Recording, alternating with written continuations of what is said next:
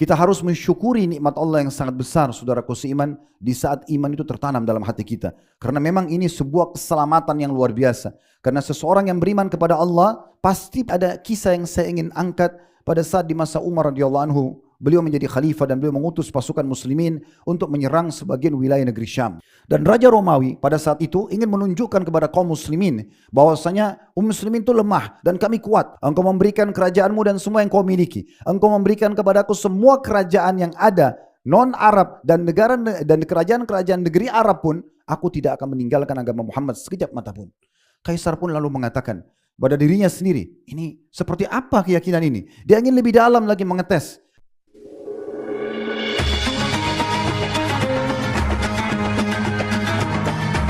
Yang subscribe, semoga hidup kaya raya, mati masuk surga. Yuk jadi bagian dari dakwah kami. Dukung operasional dakwah dan sosial kami, raih pahala amal jariah yang terus mengalir sampai hari kiamat. Innal hamdalillah, segala puji dan puja kehadirat Allah. Nahmaduhu wa nasta'inuhu wa nastaghfiruh. Hanya kepadanya kita memuji, meminta pertolongan serta bertaubat dari dosa-dosa kita. Wa na'udzu billahi min syururi anfusina.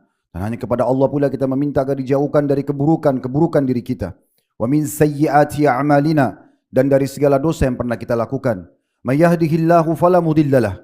Barang siapa yang telah Allah berikan petunjuk maka tidak akan pernah sesat selamanya. Wa may yudlilhu fala hadiyalah. Dan barang siapa yang telah Allah sesatkan maka tidak akan mendapatkan petunjuk selamanya. Asyhadu an la ilaha illallah wahdahu la syarikalah wa asyhadu anna Muhammadan abduhu wa rasuluh. Saya bersaksi tiada Tuhan yang berhak disembah kecuali Allah, dan Muhammad benar-benar hamba juga utusannya. Allah mengingatkan dalam kitabnya, Ya ayyuhalladzina amanu taqullaha haqqa tuqatihi wa la tamutunna illa wa antum muslimun. Hai sekalian orang-orang yang beriman, bertakwalah, hanya patuh dan tunduklah kepada satu-satunya pencipta segala sesuatunya, baik di langit, di bumi, di kedalaman lautan. Dia adalah Allah. Tunduk dan patuhlah dengan sebenar-benarnya, dan jangan kalian meninggal dunia kecuali dalam keadaan Islam. Di ayat yang kedua Allah mengingatkan, Ya ayuhan nasu taqu rabbakumul ladzi khalaqakum min nafsin wahidah wa khalaqa minha zawjaha wa batha minhuma rijalan katsiran wa nisaa wattaqullaha alladzi tasaaluna bihi wal arham innallaha kana 'alaikum raqiba. Hai sekalian manusia, sekali lagi bertakwalah kepada Tuhan kalian Allah yang telah menciptakan kalian dari jiwa yang satu, itu Adam alaihissalam, dan telah menciptakan dari jiwa yang satu istrinya Hawa alaihissalam, dan telah banyak memberikan keturunan laki-laki juga perempuan dari keduanya. Sekali lagi bertakwalah kepada Allah dan jagalah hubungan silaturahim. Sesungguhnya Allah senantiasa mengawasi kalian. Di ayat yang ketiga, Ya ayyuhalladzina amanu taqullaha wa qulu qawlan sadida yuslih lakum a'malakum wa yaghfir lakum dhunubakum wa may yuti'illaha wa rasulahu faqad faza fawzan 'azima. Hai sekalian orang-orang yang beriman, sekali lagi bertakwalah kepada Allah dan ucapkan kalimat yang benar. Jujurlah, niscaya Dia akan memperbaiki amal-amal perbuatan kalian, mengampuni dosa-dosa kalian. Barang siapa yang mentaati Allah dan Rasulnya, sungguh dia telah mendapatkan kemenangan yang besar. Amma ba'd, fa inna asdaqal hadithi kitabullah. Kita tahu sebaik-baik rujukan umat Islam dalam segala lini kehidupan mereka, terutama ibadah, adalah Al-Quran, kitabullah. Wa khair hadi Muhammadin sallallahu alaihi wa ala alihi wa sahbihi wasallam. Dan sebaik-baik petunjuk selain Al-Quran adalah petunjuk Nabi besar Muhammad sallallahu alaihi wa ala alihi wa sahbihi wasallam. Wa syarrul umuri muhdatsatuha, dan seburuk-buruk perbuatan terutama dalam ibadah yang tidak punya rujukan dari keduanya. Fa inna kulla muhdatsin bid'ah. Semua ibadah yang tidak punya rujukan wahyu dikenal dengan perbuatan baru dalam agama. Wa nabidatin dhalalah. Perbuatan baru tak akan membawa pelakunya pada kesesatan, dan benar kesesatan akan membawa pelakunya ke dalam api neraka. Saudaraku seiman, sidang Jumat rahimakumullah. Masih dalam serial iman kita. Di saat ini saya ingin mengajak diri saya dan jemaah sekalian kembali memperbaharui keimanan kita agar bisa menyempurnakan kebahagiaan juga tuntunan hidup dengan memperbaharui tauhid kepada Allah Subhanahu wa taala. Sebuah riwayat yang sahih, ada seorang sahabat Nabi bernama Abu Amra radhiyallahu anhu. Tepatnya ini julukan dia, namanya Sufyan bin Abdullah radhiyallahu anhu. Beliau mengatakan, qultu ya Rasulullah, qul li fil islami qawlan la as'alu anhu ahadan ghairak. Tolong sampaikan kepadaku sebuah pesan dari agama Islam ini yang aku tidak perlu lagi tanya kepada orang lain. Maknanya, beritahukan kepadaku sebuah pesan penting yang membuat aku bisa memahami Islam ini apa dengan sangat ringkas pesan itu, tapi aku sudah bisa memahaminya, dan dengan itu aku jadikan sebagai pegangan hidupku sehingga aku meraih kebahagiaan dan keselamatan dunia juga akhirat. Itu makna globalnya. Maka kata Nabi SAW sebuah kalimat yang luar biasa. Qala sallallahu alaihi wasallam qul amantu billah thumma istaqim. Katakanlah dengan lisanmu, renungi dengan fikiranmu, yakini dengan hatimu, Tuhanku Allah, dan istiqamalah. Berpegang teguh pada perintahnya, kerjakan semua yang diperintahkan, tinggalkan semua yang dilarang. Itulah kesimpulan Islam. Ini jawaban yang sangat luar biasa dari baginda Nabi SAW, meringkaskan apa itu Islam dan meringkaskan semua puncak daripada kebahagiaan dan keselamatan dunia akhirat. Bagaimana tidak? Semua jawaban yang muncul di benak manusia pada saat melihat ke langit sana, apa saja yang dijangkau atau tidak dijangkau oleh mata dia, di bumi apapun yang terjangkau tidak dijangkau oleh mata dia, di kedalaman lautan pun jawabannya semua kembali memang adanya Tuhan satu yang bernama Allah. Dialah yang menurunkan hujan, menggantikan siang malam, menciptakan kita semua. Bahkan secara rinci di tubuh kita ini, mata bisa melihat, telinga mendengar, lisan dan bibir mengucap dan mengecap, tangan menjamah, kaki melangkah, dan segala macam fasilitas udara, air, oksigen, dan segala macam, semua itu adalah ciptaan Dia.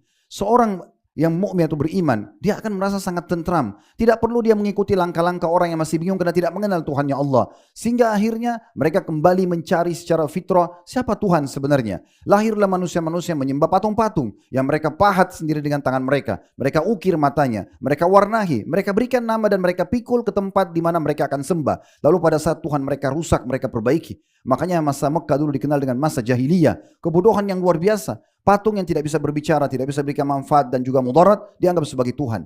Ada sebagian manusia lahir, akhirnya menyembah pohon. Ada di antara mereka menyembah hewan. Di India ada orang yang menyembah sapi. Ada orang yang menyembah kemaluan perempuan karena mereka menganggap manusia keluar dari sana. Ada banyak manusia yang menyembah bintang-bintang, dewa-dewa yang mereka anggap dari kalangan jin dan juga dari kalangan malaikat. Dan sekian banyak sesembahan-sesembahan yang mereka sembah. Dan yang lebih parah daripada itu munculnya golongan ateis yang mereka mengatakan tidak ada Tuhan. Semua ini terjadi dengan sendirinya. Maha suci Allah subhanahu wa ta'ala yang telah berfirman dalam surah Ar-Ra'd, surah nomor 13 dalam Al-Quran.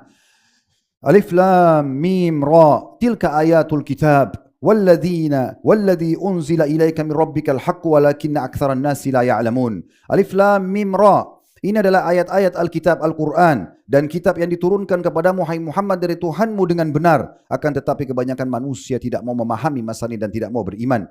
Lalu Allah perkenalkan dirinya di ayat 2 surah Ar-Ra'd.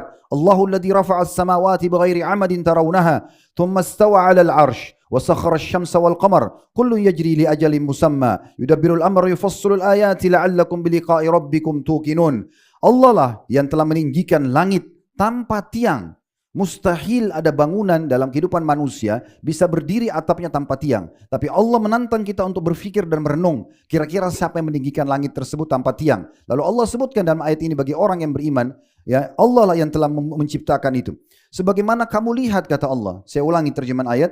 Allah lah yang telah meninggikan langit tanpa tiang sebagaimana kamu lihat. Kemudian dia bersemayam di atas arsy. Dan dialah satu-satunya menundukkan matahari dan bulan. Masing-masing beredar hingga waktu yang ditentukan. Bagaimana bisa matahari secara rutinitas, pagi terbit, malam tenggelam, kemudian terlihat bulan di malam hari, begitu juga pagi hari, maka kembali lagi matahari. Terus begitu, berulang dengan begitu rapinya. Allah mengatakan dialah yang telah mengatur semua itu. Allah mengatur semua urusan makhluknya. Kadar oksigen, kadar air, populasi manusia, populasi hewan-hewan, sistem pertahanan, sistem pencernaan yang luar biasa. Menjelaskan tanda-tanda kebesarannya supaya kamu meyakini akan ada pertemuan dengannya nanti di hari kiamat.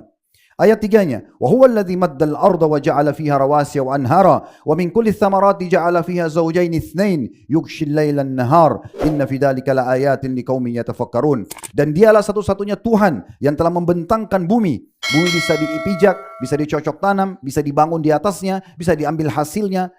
Dan menjadikan gunung-gunung dan sungai-sungai ada di atas bumi itu. Dan menjadikan padanya semua buah-buahan berpasang-pasangan. Ada besar, ada kecil, ada pahit, ada manis. Allah menutupkan malam kepada siang. Yang setiap hari kita bisa saksikan. Siang ada, malam ada. Terus begitu dengan rapinya dan selalu saja tidak berubah. Sesungguhnya pada demikian itu benar-benar terdapat tanda-tanda kebesaran Allah bagi kaum yang mau memikirkan. Di ayat 4-nya. Wa fil ardi qit'un mutajawiratun wa jannatun min a'nabin wa zar'un wa nakhilun sinwanun wa ghairu sinwan. Sinwanun wa ghairu sinwanin yusqa bima'in wahidin wa nufaddilu ba'daha ala ba'din fil ukul. Inna fi dhalika la ayatin liqaumin yaqilun. Dan di bumi ini terdapat bagian-bagian yang berdampingan dan kebun-kebun anggur, tanaman-tanaman dan pohon kurma yang bercabang dan tidak bercabang, disirami dengan air yang sama. Kami melebihkan sebagian tanaman itu atas sebagian yang lain dari rasanya. Sesungguhnya pada yang demikian itu terdapat tanda-tanda kebesaran Allah bagi kaum yang mau memikirkannya. Kita harus mensyukuri nikmat Allah yang sangat besar, saudaraku seiman, di saat iman itu tertanam dalam hati kita. Karena memang ini sebuah keselamatan yang luar biasa. Karena seseorang yang beriman kepada Allah pasti punya panduan hidup. Dia tahu mana makanan, mana minuman, mana pakaian, mana pendapatan, mana pergaulan yang boleh dan tidak boleh. Bahkan kita diperintahkan untuk halalan thayyibah, yang dibolehkan oleh Allah dan berkualitas. Kita harus menjaga kualitas makanan kita, minuman kita, pakaian kita, menjaga nama baik dan martabat kita. Kita selalu punya karakter-karakter yang baik, jujur, amanah, tanggung jawab, bakti sama orang tua, berbuat baik pada orang lain. Dan kita disuruh dan dilarang untuk memerintahkan atau melakukan perbuatan-perbuatan yang buruk. Allah jadikan buruk juga di mata manusia, berbohong, menipu, mencuri, mengganggu orang lain, dan segala macam hal. Sungguh sempurna hidup orang yang beriman kepada Allah Subhanahu wa Ta'ala. Pada kesempatan ini, saudaraku seiman, saya akan menyampaikan sekelumit kisah dari salafus salih. Saya berharap Anda membuka fikiran Anda, buka hati Anda, renungi baik-baik. Jangan setiap pesan ilahi, sebuah pesan ceramah, khutbah, hanya masuk telinga kanan, keluar telinga kiri. Tidak dibutuhkan perkataan seseorang mengatakan khutbahnya tadi bagus, itu tadi dibutuhkan oleh seorang khatib, tidak dibutuhkan oleh seorang penceramah. Tidak penting juga mengatakan masjidnya ramai. Yang penting Anda datang dan Anda mendapatkan manfaat. Makanya bagi orang hadir di Jumat itu, memindahkan batu saja dianggap sudah laga. Sia-sia Jumatnya, karena dia diwajibkan untuk mendengarkan khatib berbicara. Maka harusnya kita merenungi dan mengambil pesan penting. Kita akan ambil sekelumit kisah, teman-teman sekalian. Saya katakan sekelumit karena kecil sekali. Ada jutaan kisah yang seperti ini. Saya yakin kalau Anda hadirkan pikiran hati Anda, bisa bergetar hati kita dengan keimanan dan merubah kita menjadi lebih baik setelahnya. Kisah seorang sahabat kita mulai, Abdullah bin Hudzafah radhiyallahu anhu. Sahabat yang banyak tidak diketahui oleh generasi muda muslim. Tertanam kisah mereka, dia dan teman-temannya dan sahabat-sahabatnya yang sudah menggambarkan bagaimana luar biasa dahsyatnya iman. Kalau sudah dalam hati dan luput dari banyak generasi muda muslim. Mereka lebih banyak menghafal nama-nama artis, nama-nama pemain bola dan seterusnya dan melupakan nama-nama sosok seperti ini. Padahal mereka tidak mendapatkan dari orang-orang yang jauh dari Allah itu kecuali hanya menjauhkan juga dia dari Allah Subhanahu wa Ta'ala. Tapi tokoh-tokoh yang akan kita bacakan ini, dengarkan bagaimana mereka tanamkan iman dalam hati mereka dan bagaimana kokohnya mereka sehingga tidak ada lagi rasa takut dan cinta kecuali kepada Allah Subhanahu wa Ta'ala. Tidak ada lebih mahal dalam kehidupan mereka kecuali mempertahankan imannya. Abdullah bin Hudzafah radhiyallahu anhu punya kisah banyak sekali. Tapi ada kisah yang saya ingin angkat pada saat di masa Umar radhiyallahu anhu. Beliau menjadi khalifah dan beliau mengutus pasukan muslimin untuk menyerang sebagian wilayah negeri Syam. Abdullah bin Hudzafah bersama dengan 300 orang sahabat yang lain pergi berangkat menuju ke sana. Allah takdirkan sebuah hikmah yang luar biasa. Ternyata ke-300 orang ini semuanya tertawan. Dan Raja Romawi pada saat itu ingin menunjukkan kepada kaum muslimin bahwasanya muslimin itu lemah dan kami kuat. Terbukti kita bisa tangkap pasukan ini dan semua ini tentunya bukan hanya sekedar dicubit atau dicuil saja. Dengan berbagai macam yang biasanya militer lakukan pada militer. Ini mungkin sulit digambarkan. Pasti akan penuh dengan luka-luka, penuh dengan hinaan, penuh dengan segala macam gangguan. Di antaranya bagaimana Raja Romawi ini atau Kaisar Romawi memperlakukan Abdullah bin Hudzafah karena dia adalah pemimpin pasukan tadi. Dikatakan Abdullah bin Hudzafah kemudian ditawarkan kepadanya. Karena terkenal sahabat-sahabat Muhammad SAW ini iman mereka sangat kokoh. Mereka dari padang pasir, tidak mengenal peradaban-peradaban dunia, tapi mereka bisa pertahankan keyakinan mereka dengan sangat benar. Maka pada saat itu ditawarkan, begitu dipanggil dikatakan, apa kau lihat kerajaanku ini? Kata Kaisar Romawi. Kata Abdullah, iya. Singgasananya, dayang-dayangnya, istananya yang mewah. Romawi waktu itu menjadi negara adik kuasa di dunia ini. Maka pada saat itu, atau maaf di bumi ini. Maka pada saat itu dia mengatakan, bagaimana kalau kau tinggalkan agamanya Muhammad Islam? Saya pastikan saya akan memberikan kepadamu setengah kerajaanku. Semua ini dayang-dayang jadi saksi. Begitu kau ikrarkan kau keluar dari agama Islam, kamu akan menjadi raja partner saya. Apa jawaban Abdullah? Dengan sangat tenang.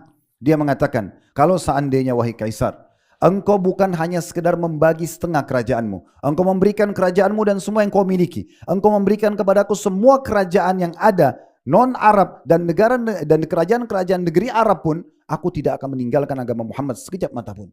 Kaisar pun lalu mengatakan pada dirinya sendiri, ini seperti apa keyakinan ini? Dia ingin lebih dalam lagi mengetes. Maka dia mengatakan kepada para pengawalnya, ikat orang ini di tiang salib. Lalu dia bisikkan kepada para pengawalnya dalam riwayat seperti itu. Dia bisikkan sambil mengatakan, jangan kenakan ke tubuhnya, tapi buat dia trauma. Maka Abdullah bin Hudzafah diikat di tiang salib. Dari tangan, dari kiri, kanan, tangan kiri, kaki, segala macam. Dan ada lagi. Dan setiap kali dilemparkan anak, selalu ditawarkan bagaimana pindah ke Nasrani atau tidak. Selalu begitu. Dia tetap menolak. Kaisar akhirnya melihat tidak ada manfaat dari ini. Lalu dia tawarkan lagi yang lainnya. Dia katakan pada prajuritnya, kurung orang ini di sebuah penjara, di sebuah rumah, jangan kasih makan. Dan hidangkan saja di situ, hanya boleh dihidangkan babi dan khamr. Itu saja. Maka diikatlah Abdullah bin Hudzafah, sampai 3 hari beliau tidak makan. Dan sampai dikatakan, prajurit-prajurit Romawi yang mengatakan pada kaisarnya, ini kepalanya sudah menunduk orang ini. Kalau paduka dari kita dalam beliau dikatakan, Anda tidak melepaskan orang ini, maka dia akan mati dan tidak akan Anda dapatkan target Anda. Terus kata kaisarnya, bagaimana dengan babi dan khamar yang kita hidangkan? Tidak sedikit pun disentuh oleh dia.